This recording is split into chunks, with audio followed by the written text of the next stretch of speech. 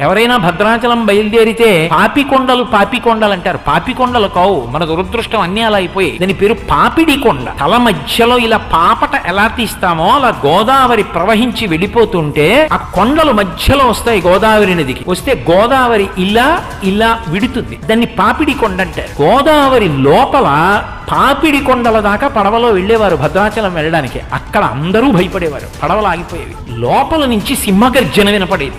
సింహగర్జన వినపడితే ఎవ్వరూ ఏమీ మాట్లాడకుండా పళ్ళెంలో ఎక్కువ కర్పూరం పెట్టి గోదావరికి హారతిచ్చేవారు. హారతిస్తే బుడబుడ చప్పుళ్ళు, పెద్ద పెద్ద బొబ్బలు, సింహగర్జనలు ఆగిపోయేవి. ఆగిపోతే ఆ పక్క నుంచి పడవ భద్రాచలం వెళ్ళేది.